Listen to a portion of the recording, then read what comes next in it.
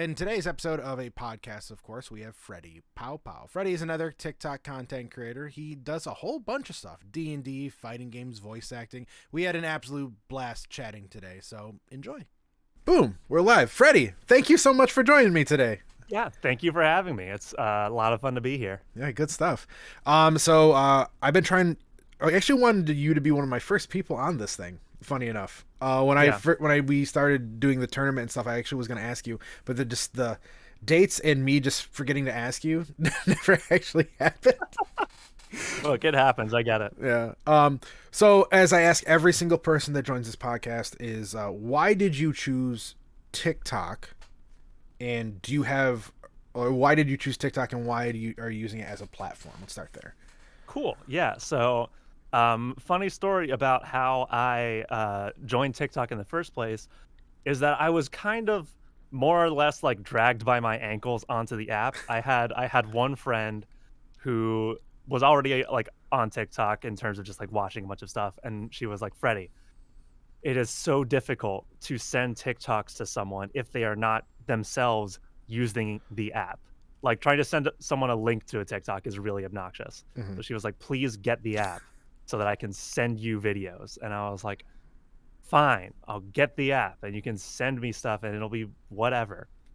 And then, so I did that. I got on the app. I had started using it. And then I just like for fun, I like made my first video I just pulled off of like, it was an Instagram post that I made at some point about drinking more water. Mm-hmm. I'm like looking back at my history now to see exactly when it was that it happened, but bloop, bloop, bloop, bloop, bloop, bloop, bloop. I think it was my second ever video that I made blew up in a way that I did not expect.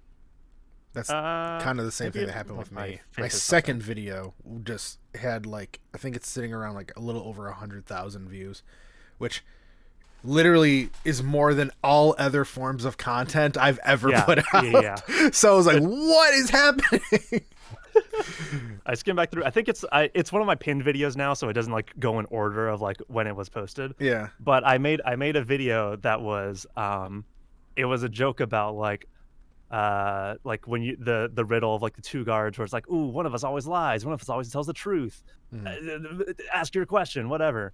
And like the person coming up asks them, okay, what color is your shirt? And like the guard like blatantly has to lie and like lets them through. And that video is currently sitting at 2.7 million views. That's awesome. That's so amazing. What did it? The reason why I realized this after is because there were so many people in the comments of that video telling me that is not how that riddle works. You only get one question. You can't do the riddle. The riddle falls apart if they can ask more questions, because then they get to do what you just did. And so many people commented that, and you know, that's engagement. That's comments on the video. 100%. It just boosted it to the sky. And then like I just kept making more videos like down that like series that weren't like found my way into like the Dungeons and Dragons niche of TikTok, because that's how I like tagged it and threaded in, because like I've had that riddle in D&D campaigns before. And then from there I just kind of like kept making stuff. It was fun. I just like was having a good time doing it and just like kept making stuff. You're actually someone who is able to do a lot of different content too. Like you do like fighting game content, Dungeons and Dragons content, voice acting content. You're doing auditions for College Humor. Like you're doing a whole bunch of things. Okay, that's a little generous about what that is. I watched that video. I'm like, I like this, and it didn't occur to me until you made that video. I'm like, oh my god, that's actually kind of true. It's a very big running gag that I have with a lot of my friends now. Like, there was one time that I joined, for everyone watching who doesn't know what the bit is. A lot of people have commented on videos that I've done saying that I look like Zach Oyama from College Humor, from Dimension 20, all that stuff. And when people pointed out, I was like, oh, I kind of see it. Like someone else commented, it's not like doppelganger, it's like stunt double. Okay. And I think that that's a very good way to describe it. But so there was one. I like one of my D&D groups we play on Discord, and there was one session where I took a picture of Zach Oyama and like I cut like a square around his mouth so I can move it up and down. And then like I made that my video for that call for a while, where I just moved his mouth whenever I was talking. It was very funny for me. Uh, I don't think I look like anyone. I wish I did. That would You be look fun. like Phil? Yeah, I look like Phil. That's all you need. Yeah. Yeah, but you have such a unique group of different types of content. What other forms of content have you done before TikTok? Have you done this for a while, or is this brand new? TikTok was really like my first real venture into content creation. Like I had Twitch streamed a little bit. Like I would sometimes be like, "Ooh, I'm gonna regularly Twitch stream, and I'm gonna have a schedule," and I would do it for like a month or two, and like burn out, and then come back to it sometime later. So I would Twitch stream off and on, just of like indie games or visual novels. I think the last, like, I'm currently doing it again. I'm currently streaming through Inscription, and then like I think the last game that I streamed all the way through was Tell Me Why, which is by the same people who did Life is Strange. Okay. But TikTok was the first one where I like really was like making videos and like being deliberate and trying to like make regular content. Mm-hmm. I've failed miserably throughout the years, so getting on TikTok was actually a small success for me. But yeah, I've been I love your one series where you slowly describe a D&D character. Yeah, that's my favorite one too. That's my moneymaker. That's my bread and butter. I actually because I've played quite a bit of D&D myself while growing up. Almost every single character I've ever made was inspired by some other character from something I loved or grew up with. Right. Like, one of my favorite characters I ever played is I pretty much was playing Beast from X-Men.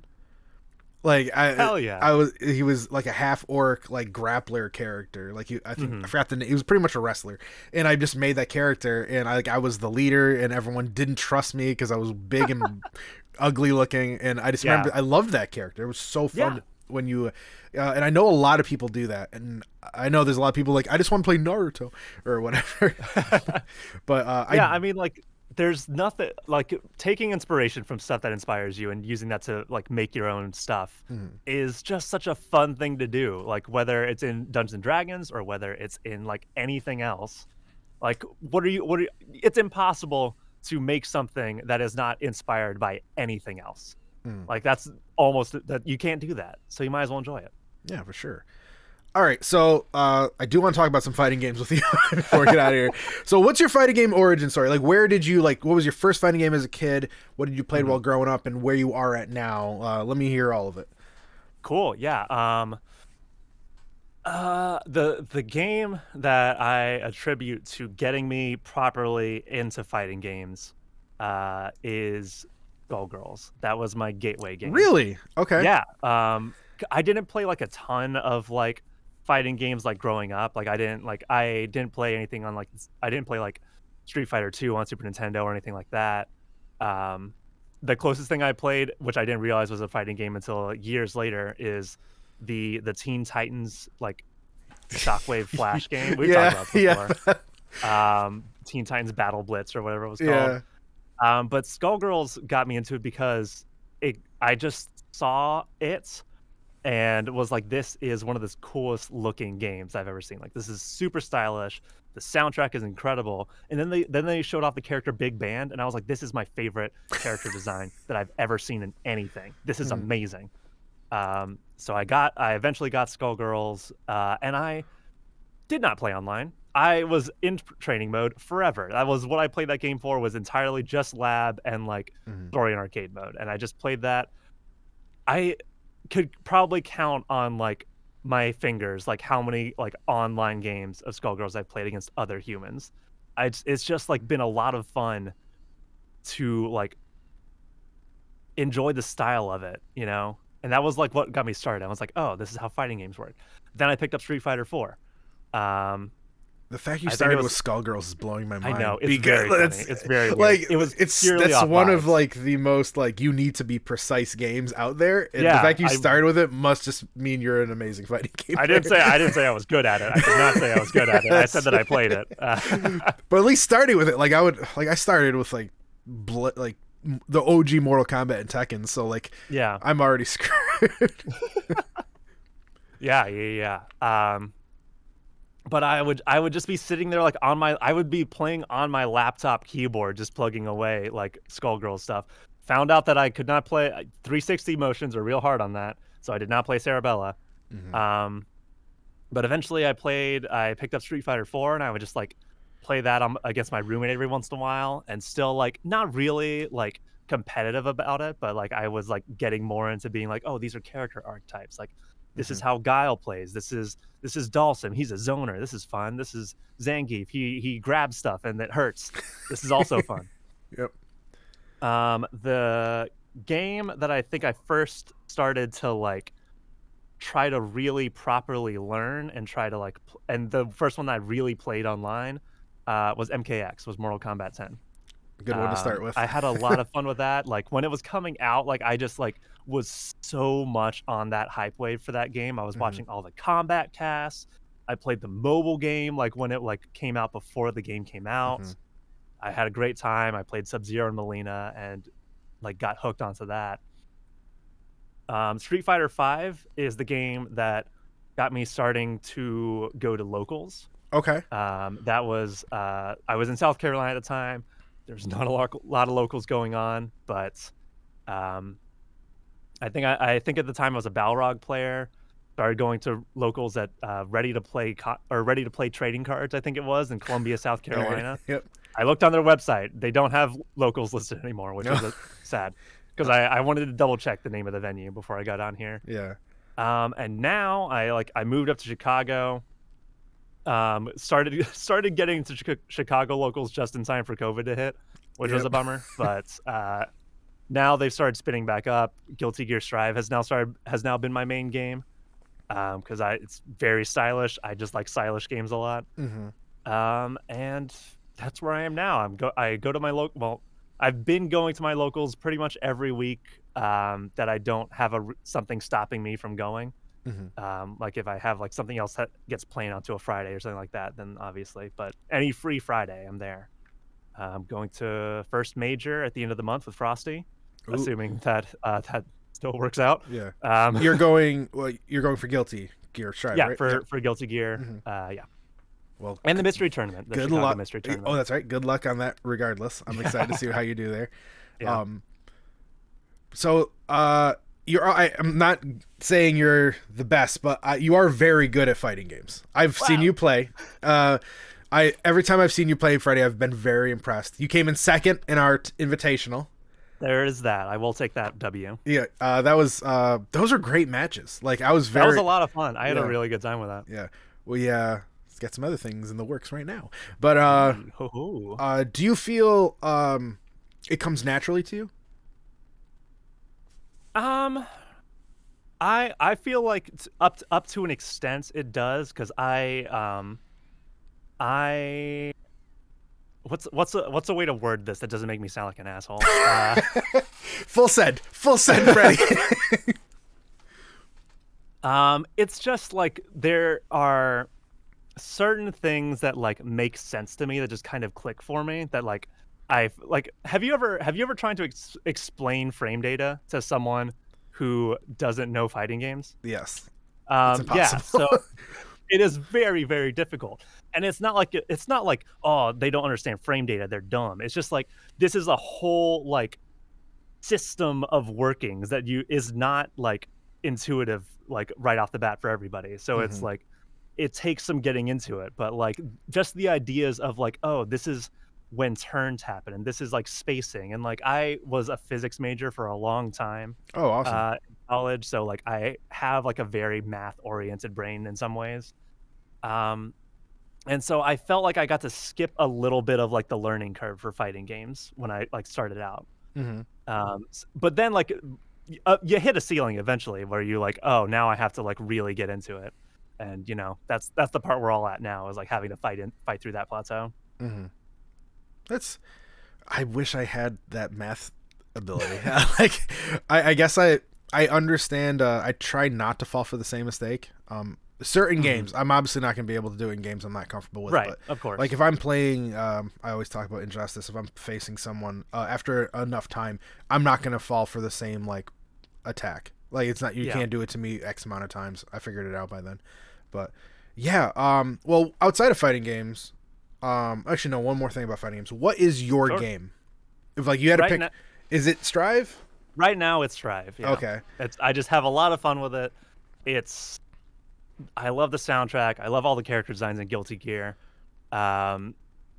I wish that I had played more Exard. I played it some with my friends. I got into it because of, oh gosh, it was the Evo. I can't remember for who it was. The one, was it Nage or the one where they got up too early, where like the match they finished like a I Faust know what player. you're talking about. I don't remember. Yeah, I saw that. I like was watching that Evo and like saw Faust and was like, this is the coolest character design I've seen in my life. Yeah. Sorry, Big Band. Oh no. No, Big Band's still up there. I still love Band, but that's a good just question you should make. It hits all the buttons for me.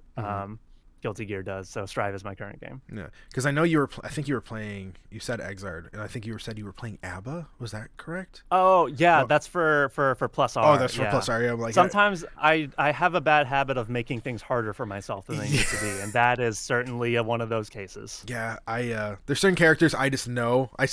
We were trying to like figure out our mains in Central Fiction a couple weeks ago, and I'm like, I was like 2 minutes in with a character. I'm like, there's no way I'm gonna be able to figure this out. There's no way. I'm trying so hard to force myself to stop picking difficult characters in games that I know aren't going to be my main game.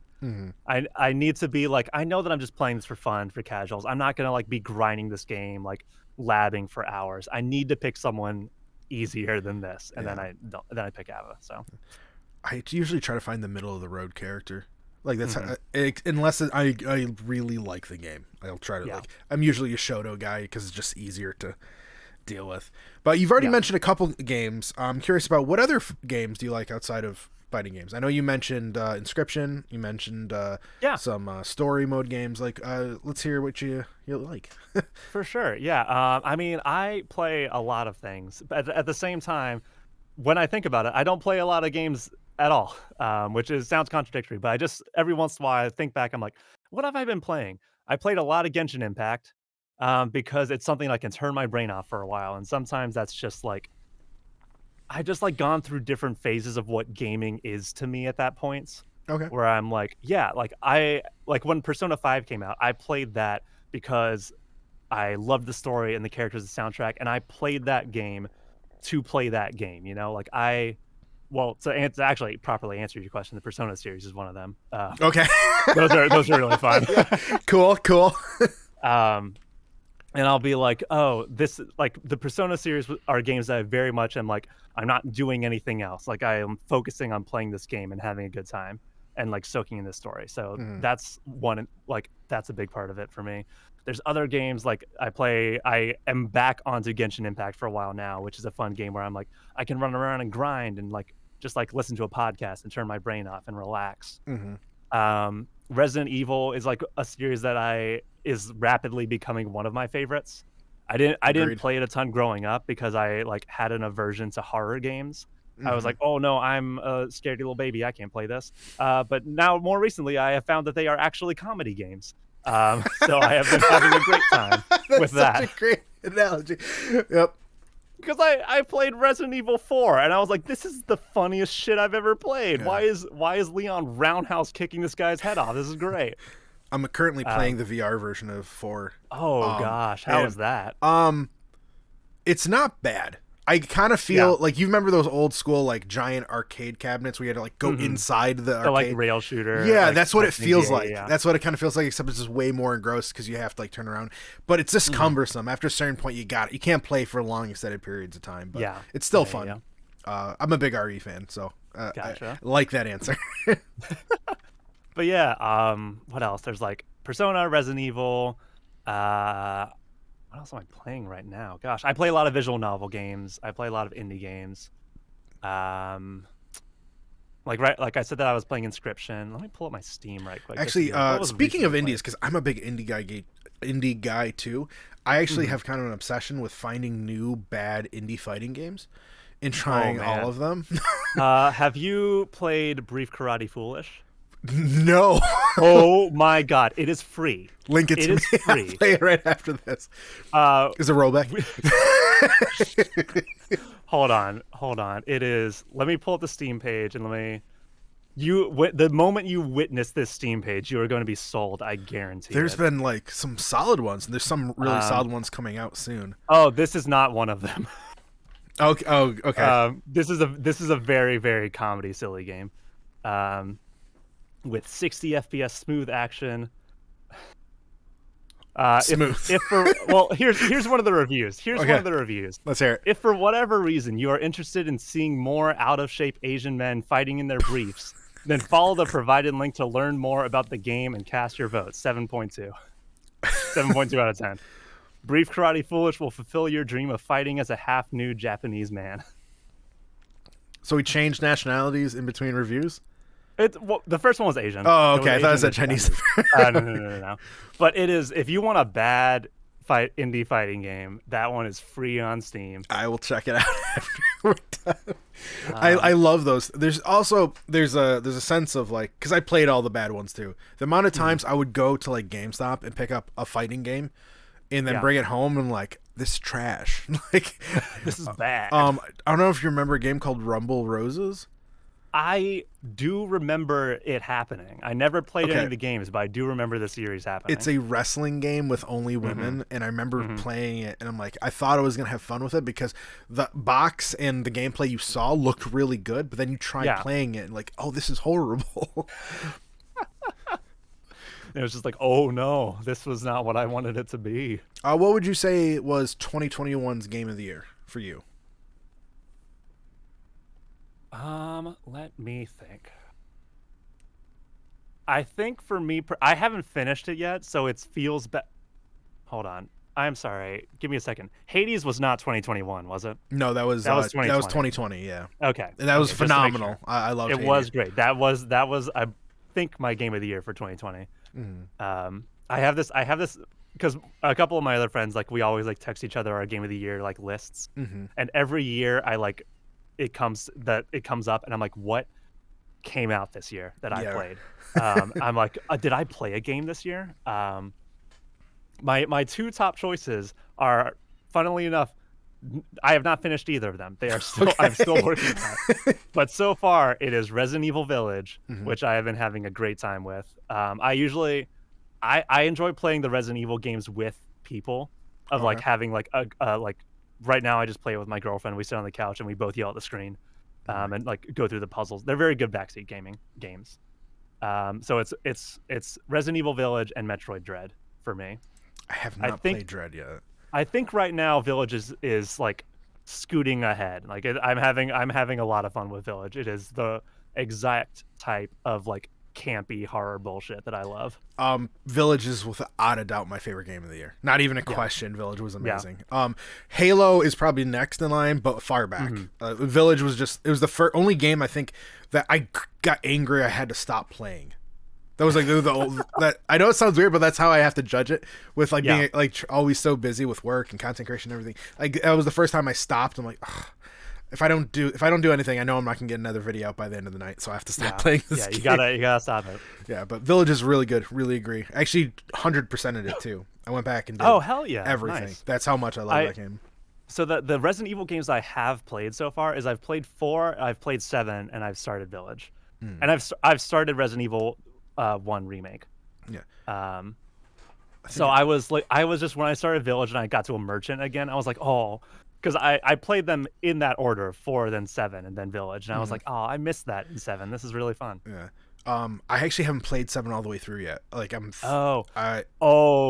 man. So I know kind of what happens already because I may have went into a deep dive YouTube video, but like, I still want to play it to see have the experience of it because I love RE games. I went from like 4, 5, I skipped 6, I played 7, and then I went back right to 8. So like, I've also missed every single side game in the Resident Evil franchise. Yeah, there's a lot of them. Yeah, so I'm gonna eventually do what you're doing and slowly just go through all of them again. Yeah, definitely, because Resident Evil 7 was great. I had a great time. It was fun. But the End of Zoe DLC for Resident Evil 7 is like one of my favorite Resident Evil experiences so far. It is so funny. It's funny? Okay. It is like, because what you are is like, you play as Zoe's uncle, and he decides this is a horror game. Fuck that. I punch everyone. And you literally play as like he's literally just like bare knuckle boxing his way through all of the zombies. It is so much fun. It is such a dumb romp. So there's indie games. Let's get back on this because I totally forgot to ask you this. What indie games? What do you consider an indie game? Like, because obviously, like Hades, you mentioned that. To me, that's definitely an indie game. Yeah. Right. But Minecraft is technically an indie game, right? On paper. So, like, what's your whole take on the indie scene altogether?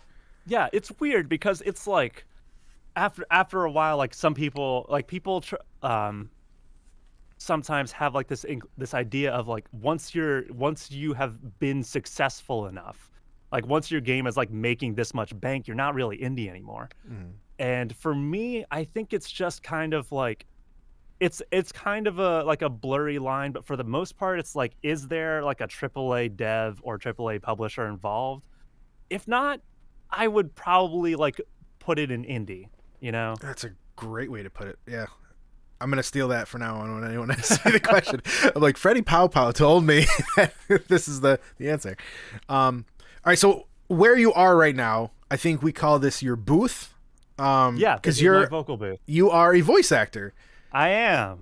Explain that whole thing to me. How did this get started? So yeah, sure. Voice acting. Wow. I've been doing it for, I think I'm into the start of my 3rd year doing voice acting now. It started, well, I've done theater. I did theater back in college. I was a theater minor. I did like some community theater. I've done a lot of improv comedy. I've done one like very low budget like feature length slasher film, which was a lot of fun. Really? Yeah, no, that's out there. It's called. I know this, Freddie. What? I have something to do the moment we get off this. Is I'm gonna go watch this. The moment you want to watch it, if you want to watch it, it's called The Theta Girl. I think you can find it on Amazon, like on Amazon. Oh, I can't wait. Okay, continue. But yeah, so I've done a lot of acting stuff. I moved to Chicago for the improv comedy scene and to like further study that and like further study comedy. And on a separate parallel path, when I was like growing up and like in middle school and stuff like that, I just always enjoyed keeping up with voice actors and like seeing like who voiced this character. Like, Liam O'Brien voiced Gaara in Naruto. Who else has he voiced? Or like Steve Bloom was like one of my favorite ones where I was like, oh, he's in everything. Cowboy Bebop, Toonami Tom, half of the villains of Naruto. Like, it was just so much fun to like have my little conspiracy board. I do have an IMDb page, Seagrass. Just posted this in chat. Are you sure you wanted to let everyone know that, Freddie? I forgot. It never came up. It hasn't come up. It has like what, 1 credit on it, maybe 2. For now. Well, you also are on the front of Event Hubs, but we'll get back to that later. That's oh God, what was this? Oh yeah, so I won't keep answering questions in the chat because that doesn't make sense for the format, but I'll come back to that. Audio. So go ahead. Yeah, gosh, my train of thought is fully derailed. So you were talking about you moved to Chicago to further improv comedy. I remember all that stuff. Yeah. So the thing was for me is that I never made the connection. This sounds weird. I never made the connection that voice actors are people. That like it's a real thing. That it's a job that real people do, right? Like I was like, voice actors are off in their own like magical world where they get to do all the cool anime and cartoon characters, and they're born with a silver microphone in their mouth, and they like it's like I don't know. It just never occurred to me that people could be like, oh, I'm going to work towards this career. And the thing that made it click for me that you could,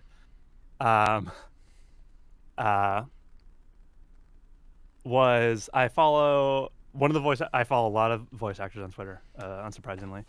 But one of them is Joe Zija. He is the voice actor of Claude in Fire Emblem Three Houses, among other things. Okay. But so he retweeted a video on Twitter that someone made where it was video from a scene in Fire Emblem Three Houses of Claude talking to another character, but they had overdubbed the audio with a McDonald's commercial that Joe Zija had also done.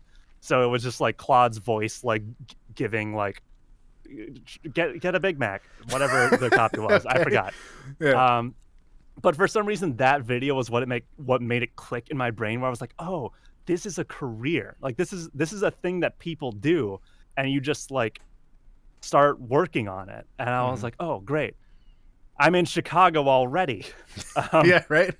And so like I started taking there's an acting school nearby that offered voice acting classes. So I took that. I did their beginner and intermediate class, which got me like introduced to like mic technique and like how commercial copy works and all sorts of other stuff. And since then, I've just been kind of like slowly working on the craft, like doing auditions, practicing, doing more workshops and classes, just doing as much of it as I can, you know? Mm-hmm.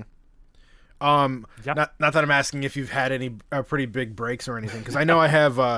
I got a couple friends here in my hometown that they're voice actors as well, where they actually get paid. They're like Fiverr accounts and everything. Well, people will contact them to do voices for random characters from their like YouTube series.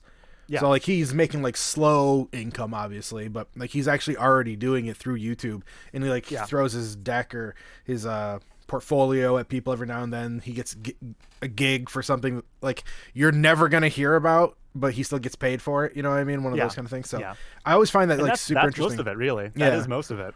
Have you had any of those yet? Or oh well, let me think. I have booked a few things. I think my personal like favorite accomplishment that I have so far is that my voice is in 2 games that are on Steam. Really? That's awesome. There's one is called, oh gosh, never heard of that game. You may want to know these names. I know. One of them is the more recent one is Helix. Okay. It's an early access like first person shooter crossed with a MOBA. It's like you're on teams and like you're like there's minions. Kind of like a Warframey type of. Kinda, yeah.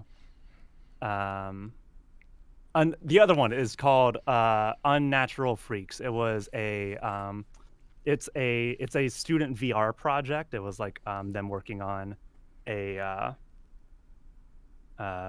for their like game design like courses. They did like they like specialize in VR, and that was like it was like their thesis project. So I play a character on that. It's about someone who goes into like a small town to investigate werewolf sightings. Ooh, all right, man. Kind of want to try that out. I'm a big werewolf fan. Oh, there you go. I get kind of that's part of the reason I love Village so much is because they had werewolves. Yeah. I'm always down for that kind of stuff. Well, this is obviously your voice actor in the terms of you like doing it, but there has to be some dream roles. Is there certain characters you really want to like? Give me a few. There has to be a few. I don't have specific characters. I'm not like Kira Buckland recently got Jolene Cujo, and that's like been her dream role for like 10 years or whatever. Like her entire career has been leading up to this point. I don't have specific characters, but I do have like series that I want to be a part of. Okay. For me, the dream roles are in Street Fighter, Resident Evil, and Persona. Those are like the 3 series that are like the things that I'm shooting for the hardest. Oh, well, I'm going to help everyone. Let's will this into existence, guys. Let's will this into existence for Freddie. Because that's so cool. Like, I know one of my buddies, like, his dream goal is to like work on anything Dragon Ball related.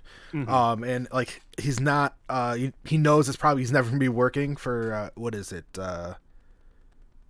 It's not, Funimation, is it? Is it Funimation? Funimation, I do think, does Dragon Ball now. I think if it's them, but like he didn't. He keeps on sending like things constantly, but he's pretty. It's Toei Animation. Toei? Thank you, Oh. T-Grass. Oh, yeah. Yeah. Oh, no, Well, I watched Dragon Ball on Funimation. That's where I got mixed up. funny enough, he didn't get it from them, but he actually worked with Team Four Star. Oh, Which is like the next step, you know. That's like super cool. Yeah. So like I have a little bit of experience talking with people who've done it. So also huge props because like I've tried throughout the past. Like I think I can do like the like oh geez Rick. I feel like I can do more. Yeah. Everyone thinks they can do that, but like when you listen back, you're like oh no, that sounds horrible.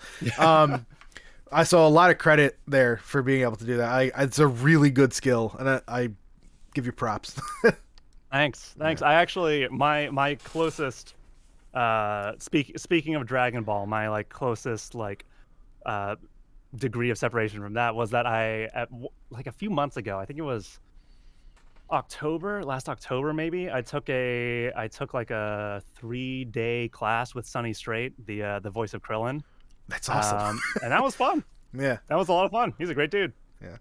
I got to actually talk to Johnny Young Bosch because he was at a convention locally, and I got to talk to him and I felt so embarrassed because I know him from Power Rangers and not for Cowboy Bebop. No, look, Power Rangers is a good thing to be known for. I'm sure he loves that. Yeah, like I was like, dude, I loved you when you were the Black Ranger. Like it didn't even cross my mind that he's like in every anime under the sun at this point. Yeah, he's in so many things. Yeah, it's wild. So another huge part of you on TikTok, Freddie, is your D&D following. Right. So that's where I got in. So how did D&D become? When did you first start playing D&D? Let's hear the D&D origin story. It's very funny because it's very in conflict with my TikTok persona. I got into D&D mostly during quarantine, like after it started. I know, right? Like I had played a little bit of I had played some tabletop games like before that. Like in high school, I did a Pathfinder campaign with some friends. In college, I did a little bit of D&D, but it was a campaign where we very much took on the person who was organizing it, very much took in every single person who wanted to be a part of it, and it was a bad idea. And it burned out and fell apart within a couple weeks. But then like after that, I played like a few like smaller things. Like I played like one of my friends did like a Dungeon World campaign for a while, which is kind of like, it's basically like D&D light. It's like Dungeons and Dragons with a lot less math and just like the role playing and just like having a good time with it. But it was really during quarantine was like, I think especially like same with like a lot of people was when a lot of people got into Dungeons and Dragons over quarantine because it's a thing that you can do with your friends over Discord, like over video chat. It was like, we need something that we can do online. And for a lot of people that was D&D, and that includes me. I think it was, it's very funny, kind of funny, whatever. No, go for it. What happened? A big part of what got me like hooked into it was Critical Role, which is like the biggest Dungeons and Dragons actual play podcast, which I had tried to watch before, and I saw it on Twitch. I was like, oh, this has infinite number of viewers. Let me pop in for a second. I like watched it for a second. I was like, I don't know what this is. I'm not invested in this. I don't know who these people are. I don't know what's going on. And so I stopped watching in that? Yes, I didn't realize that. Yeah, I was like, that should be right up your alley. They're voice actors. I don't know what they look like. Not at the time. Yeah. But then I, like, much later on, like, I clicked on into it randomly again, and it was at this point where one of the characters was basically about to be killed off. It was like episode like 90 or 100 something. If anyone who knows Critical Role who's watching, it was the episode with the hag and it was the cupcake episode where one of the characters is able to like pull out an item that she got like within like the first 10 sessions, basically. Like it happened way at the beginning of the campaign that she got this item that she pulled out, like dusted a cupcake with it and used it to like convince this hag to like go away or like distract this hag for long enough for everyone to leave. And it blew my mind that like there was like that long of like a legacy for it. Like this is something that happened literally over a year ago that just got called back into this episode. And then I realized that as the intro goes, there are a bunch of nerdy ass voice actors playing Dungeons and Dragons. It was Matthew Mercer, Laura Bailey, Liam O'Brien. I mentioned Liam O'Brien. He was the voice of Gara. He was one of my favorite people growing up, and I didn't know that was him until like much later on. I was like, gah! And then D&D is just a good way to practice voices. Yes. I actually tried to do like a whole campaign where I did the voice of my character, and actually by the end actually hurt my throat a little bit because I was doing like a Scottish dwarven accent, and this didn't well, one like day it's like Scottish, next day it's like German, but somehow no, I get that. I'm currently in a campaign that I'm using as mandatory practice for a German accent, where I'm like, I have chosen this voice for my character. I need to make myself stick with it so I can do this accent properly. I love D&D. Do you enjoy the role playing aspect of it too? Like, yes, like really getting into character and all that kind of stuff. Yeah, no, for sure. My it's just a lot of fun to be able to be like this, create this whole person, step into that, and then just like go with it, and just like, because I love improv comedy as well, and D&D is just really long form improv. You just keep going, and it's great. I literally went and spoke, because I do stand-up comedy, and we used to go to an improv theater to do our practice, and I remember telling the guy who was in charge of the theater, I'm like, let's do a D&D campaign. It's literally what you guys do, except like streamlined. You know what I mean? Like you have to work together, and you play off each other in a fun way, in a goal. And I tried to convince him to do it. He just wasn't about it. I'm like, dude, thinking about it, improv people should be the best at D&D. They are. Should. It's like if you improv is one of the best things that you can do for D&D. It's also one of the best things that you can do for voice acting, and D&D is one of the best things you can do for both. Yeah, for both of them, 100%. For both improv and D&D. Like they all feed into each other. It's great. I actually liked it because I actually I did it at a very young age, but like I was able to learn like life lessons almost, of like, oh, this person's clearly mad. Now Phil would have definitely said something, right? Yeah. Like I'm like, why are you acting this way? But like my character is a caring person. Like maybe she's in a bad mood. Let her be. And then that wasn't Phil saying that. That was Keg, the dwarf, that said that. You know what I mean? Yeah. Like you kind of learn things. You see things in different perspectives, and it's very interesting to see, because the more and more you play D&D, you learn the different personality traits, because in some way or the other, every single character you make is kind of you in its own little way. So on that note, what are some of your favorite characters you've made? I think my current favorite character is one that I'm playing right now. She's a gnome wizard named Dina. And she is just, I made her to be basically just a little chaos gremlin, just a little bundle of fun going around. One of my like favorite memories of this campaign was the point where we were going to break someone out of jail, and instead of and it was during like a festival in the town, and instead of doing anything relating like vaguely resembling stealth, we basically got in a conga line and chanted crime while I like shot Ray of Frost like off in the air off of finger guns, and we're just like crime, and just like, it's just fun. That's my favorite character right now. It's probably because the character that I've been playing the longest right now. In retrospect, this campaign has been going on for over a year, maybe longer than that. Time is hard to gauge these days. You know how it is. Oh yeah, 100%. But I actually want to rewind a little bit to something you said a couple minutes ago. First of all, you're a NetherRealm guy. Who did you play at MKX? In MKX, at the beginning, I was playing Cassie at the... Perfect. That is the exact answer I wanted to hear. Yeah. Because you played a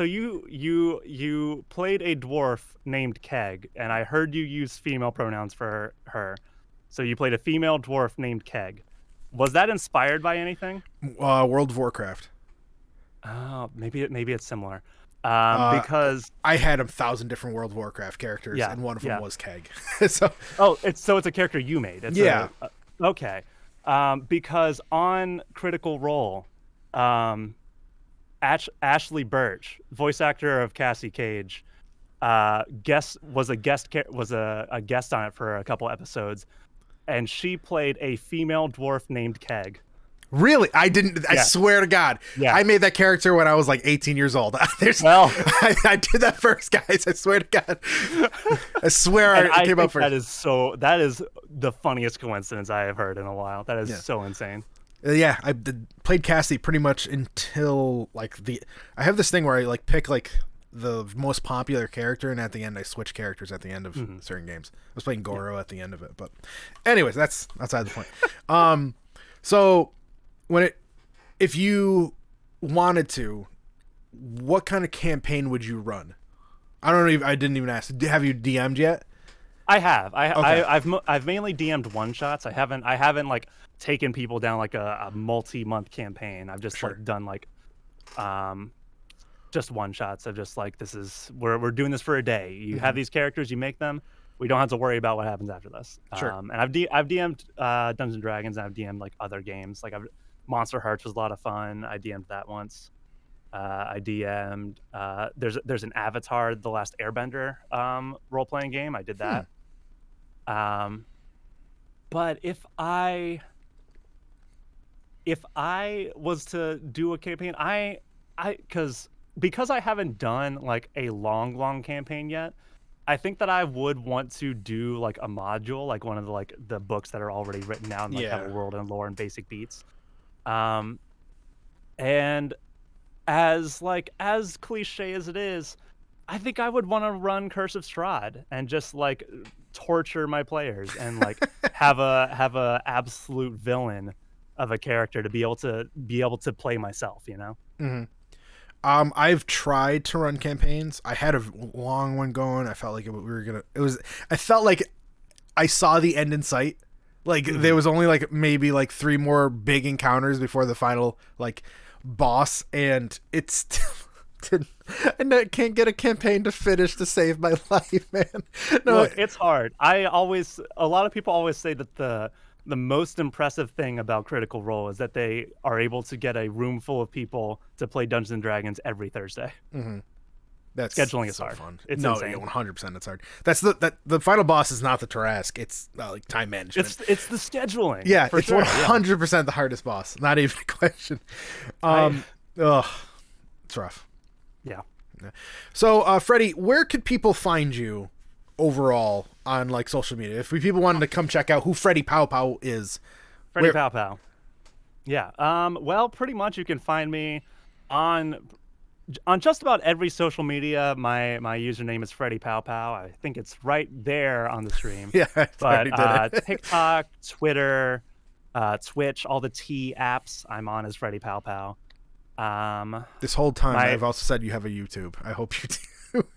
No, it's okay. I do have a YouTube. I'm finally gonna start using it. Thank God. It's literally just a 0 subscriber. Like I use this to watch things and save stuff. But I have been meaning to start uploading my TikToks there. I think I'm gonna try streaming on YouTube because we had that. Like we were talking with Sharpie the other day about like Twitch is where to stream if you want to work on monetization, and YouTube is better for like community building, and that's more of what I want to use it for. So I'll be on YouTube. If you want to go ahead and subscribe to it, there's nothing there yet, but there will be later. There you go. But Freddie Pow Pow and everything. Good stuff.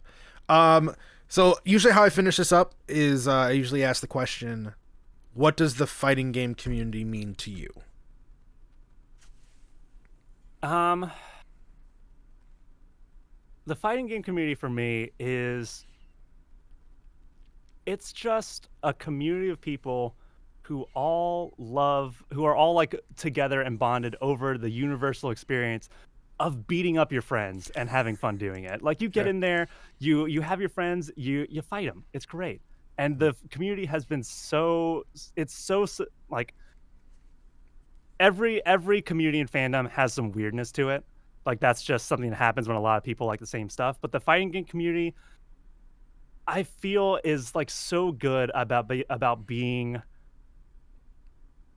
like when you find your place in the fighting game community, like you've got your place and you feel like you belong there. Like you you have your group of people you at your local or like in your Discord server or like in your local Discord server, and you just like you run your sets and you have a good time. And even if you only see each other once a week or only like have that happen, like you're still a part of it. Like it's just like such a strong community where you're all like in it to compete or not. Or not. That was a really long-winded answer. I did not like pre-write that. I didn't. That's totally fine. I was like sitting through. I was like, let's improv. And also, I will say, the fighting game community has been like extremely supportive of like whenever I post my voice acting stuff on Twitter. Like whenever I post my demo, like I get it retweeted by like people from my locals that I like. Some of them like I've barely spoken to. Like they just like they know who I am and then they just retweet my stuff. I'm like, you didn't have to do that. You're so nice. That's so super nice. I was like, wow. Like I feel like I have all these people like in my corner, you know? Like it feels like having like this whole community like at my back, like trying to support me. That's great. That's awesome, man. Yeah, so you make sure you follow Freddie Pow Pow. We're gonna get out of here, but is there anything you want to say to the audience or to the who's gonna eventually listen to this podcast before we get out of here? Let's see.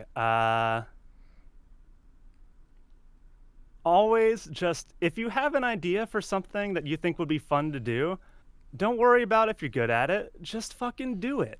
Like whether it comes to, because like that's with fighting games, people are like, oh, it's so hard. I don't know how to get into it. Just press some buttons. Just play a game, see what happens. With voice acting, people are like, how do I get into voice acting? How do I get an agent? Blah, blah, blah. Ignore that.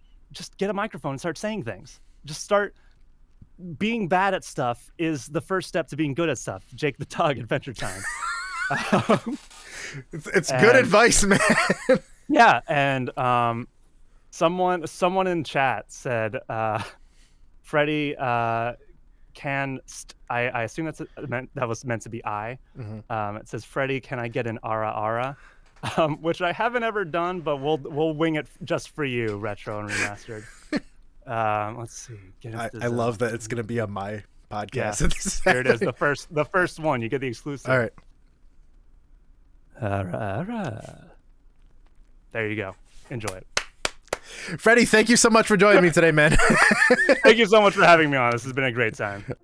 Don't forget to follow Freddie on all social media platforms that he mentioned. If you didn't know, I stream on Twitch every Sunday and Tuesday. Come and hang out. I also have an FGC TikTok account that you totally should be following. If you are in the right way with your funds, feel free to donate to my Patreon, and shout out to all my current Patreon members. If you liked the video today, don't forget to leave a like and subscribe. My name is Phil, and of course, I'll talk to you guys soon.